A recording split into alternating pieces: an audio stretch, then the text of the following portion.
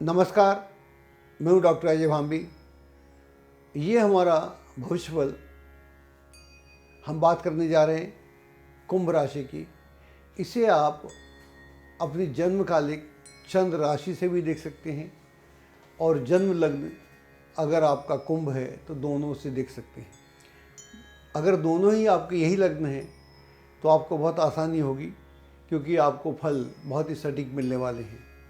अगर मान लीजिए एक कोई लग्न आपका इसमें से मिलता है, चंद्र या जन्म लग्न, लेकिन दूसरा लग्न अलग है, तो फिर इस अवस्था में आपको दोनों ही फल देखने पड़ेंगे। तो यहाँ आपको कुंभ का देखना पड़ेगा लग्न या चंद्र के हिसाब से, और दूसरा आपको वैसे ही चंद्र या लग्न कुंडली के हिसाब से देखना पड़ेगा। ग्रहों की स्थिति इस प्रकार रहने वाली है। जो बृहस्पति है वो आपकी राशि से वर्तमान में तीसरे भाव में चल रहा है और ये 30 अप्रैल तक यही रहने वाला है। उसके बाद 1 मई को ये चतुर्थ भाव में हो जाएगा। शनि आपकी राशि में पूरे वर्ष चलने वाला है, वहीं रहेगा। हालांकि बीच में ये 30 जून को वक्री होगा और 15 नवंबर तक वक्री रहेगा, लेकिन रहेगा इसी राशि में। और जहाँ तक राहु और केतु की बात है, राहु आपकी राशि से द्वितीय भाव में रहेगा और केतु अष्टम भाव में रहेगा। जनवरी से लेकर अप्रैल तक का समय विशेष रूप से अच्छा है। जिस भी कार्य में आप हाथ डालेंगे उसमें आपको आशातीत सफलता प्राप्त होगी और इच्छित कार्यों के बनने का अपार हर्ष होगा। जो लोग परीक्षा प्रतियोगिता में सम्मिलित हो रहे हैं उनके परिणाम मनोमाफिक होंगे और उससे उनका और उनके परिजनों का मनोबल भी बढ़ेगा।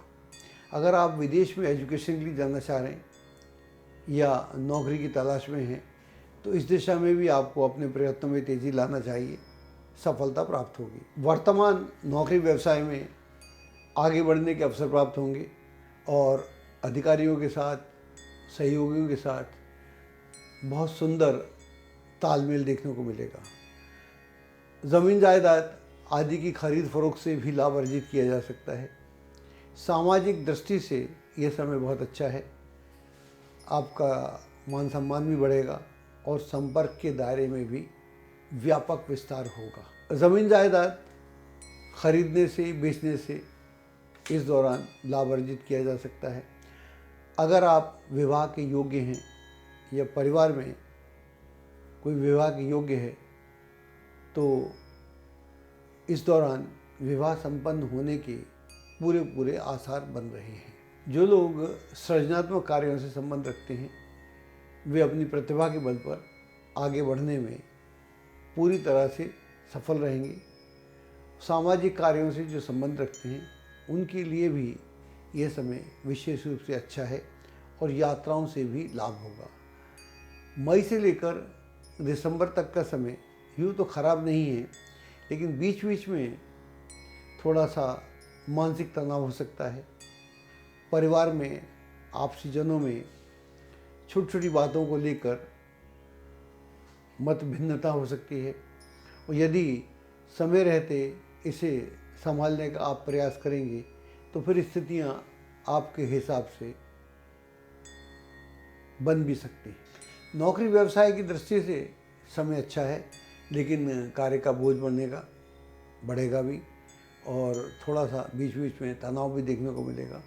ऐसी स्थिति में धैर्य और संयम को बनाए रखना चाहिए। पूंजी निवेश संबंधी योजनाओं के लिए ये समय बहुत अच्छा नहीं है, इसलिए कोई भी ऐसी योजना जिसके बारे में आप आश्वस्त नहीं हैं उसमें आंख मूंद के हाथ नहीं डालना चाहिए, वरना बाद में पछतावा भी हो सकता है। यदि पैतृक संपत्ति को लेकर कोई मामला कोर्ट में चल रहा है तो उसे आपसी रजामंदी से, सहमति से सुलझाने का प्रयास करेंगे तो यह कार्य आसानी से निबट जाएगा, वरना सालों साल चलता भी रहेगा। धन संबंधी मामलों के लिए समय खराब नहीं है, लेकिन आंख बंद गए, मैंने पहले बोला, आंख मूंद के पूंजी निवेश नहीं करना चाहिए। स्वतः धन बढ़ता रहेगा। कुल मिला के तो स्वास्थ्य अच्छा रहेगा, लेकिन सितंबर अक्टूबर के महीने में स्वास्थ्य का ध्यान रखने की आवश्यकता भी है। यात्राएं होती रहेंगी, लेकिन इन यात्राओं से आपको मिले जुले परिणाम भी प्राप्त होंगे। कुल मिलाकर ऐसा कह सकते हैं कि ये वर्ष काफ़ी अच्छा है और आगे बढ़ने के आपको अवसर प्राप्त होंगे। इनका अगर आप ठीक से इस्तेमाल करेंगे तो निश्चित तौर पर आपको लाभ होगा। एस्ट्रोलॉजी की सटीक जानकारी के लिए विश्वविख्यात एस्ट्रोलॉजर अजय भांबी के YouTube चैनल ABC चैनल को सब्सक्राइब, लाइक और शेयर करें। लेटेस्ट अपडेट के लिए बेल के बटन पर जरूर क्लिक करें।